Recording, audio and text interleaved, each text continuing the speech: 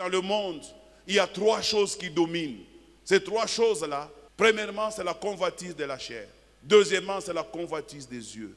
Troisièmement, c'est l'orgueil de la vie. Tout le monde ici est concerné par ces trois choses. La convoitise des yeux. Puisque tu as vu quelque chose, ça brûle dans ton cœur.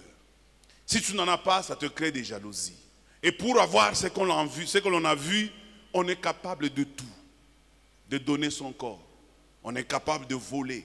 Des jeunes gens, aujourd'hui, ils n'ont plus de pudeur. Ils n'ont plus de respect des mœurs. Aujourd'hui, c'est qui paye à eux. Les gens sont capables de vendre même certains organes humains pour se faire de l'argent. Et nous les regardons tous sans broncher. Nous les observons à la télé. Bien-aimés dans le Seigneur, l'argent ne résout pas tous les problèmes de la vie. Les gens pensent que si j'ai l'argent, si j'achète une belle voiture, si j'ai de belles femmes autour de moi, j'ai réussi ma vie. Non, tu n'as pas réussi ta vie. Réussir ta vie, c'est vivre ta vie pour le Seigneur. Pour moi, tu n'as pas réussi la vie si tu viens avec une belle voiture et que tu es très bien habillé. Parfois même, on est très mal habillé. C'est le moment où nous devons sortir de ce sommeil-là. Bien-aimé, réveille-toi. Il y a des gens à la maison, quand ils veulent prier, ils ne savent pas prier. Il y en a, je suis sûr ici, si je demande aux gens de lever la main, vous allez vous rendre compte que la majorité des gens ici vont lever la main. Il y a des gens, quand ils commencent la prière, ils vont la terminer dans son sommeil. Il ne sait pas quand est-ce qu'il a clôturé la prière. Il y a des gens même qui oublient de prier. Et surtout, de nos jours, les gens se réveillent. Avant même de prier, directement il est tombé sur son téléphone. Il commence d'abord à vérifier quels sont les messages qu'il a reçus le long de la nuit. Il n'a même pas le temps de chercher la face de Dieu. Sors de ce sommeil, mon frère. C'est un sommeil. Et le diable, il aime quand tu es dans le sommeil. Parce qu'il peut venir vers toi et faire sur toi tout ce qu'il veut. Et il peut te détruire. Je te dis que le diable n'est pas ton ami. Lui, quand il vient, c'est pour voler, pour égorger et pour détruire. Il est le prince de ce monde de ténèbres. Tant que tu resteras dans ce monde de ténèbres, tu seras un sujet entre les mains du diable. Moi, j'ai toujours refusé dans ma vie que je puisse servir le diable. Jamais.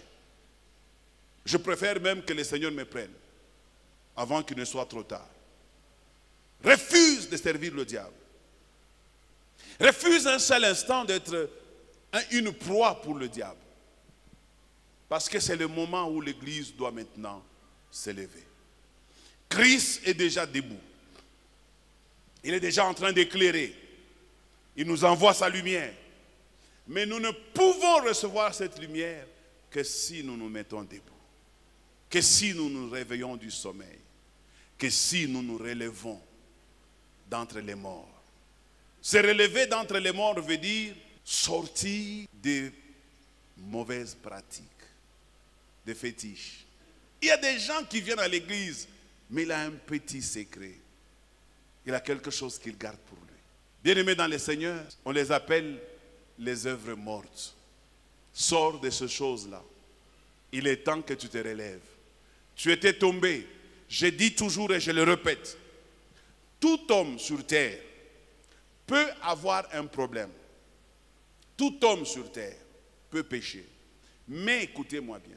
La différence, c'est lorsque tu as péché et que tu n'as rien senti dans ton cœur et tu te sens à l'aise dans ce péché-là, c'est que toi, tu es déjà mort.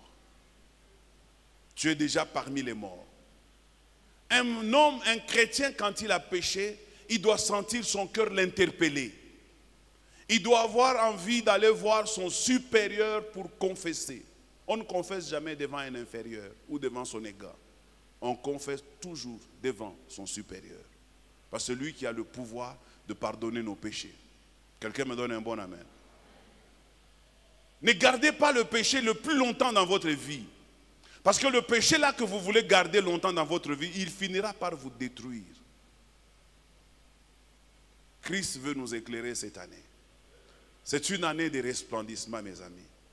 C'est une année où nous voulons recevoir la lumière du Christ et que nous puissions briller comme des étoiles. Parce que j'aime bien la parole vivante qui dit « brille avec éclat ». Cette année, ceux qui comprendront le message que le Seigneur nous envoie, ils vont briller avec éclat. Et nous serons des lumières dans ce monde ici. Moi, je crois que si toute l'église Bread of Life comprenait ce message en cette année, les choses que Dieu fera pour nous, ce sont des choses que l'œil n'a point vues, des choses que l'oreille n'a point entendues, des choses qui ne sont jamais montées au cœur de l'homme, mais que Dieu a réservé pour nous cette année. Je vois des jeunes gens qui vont briller cette année. Je vois des femmes qui vont briller cette année.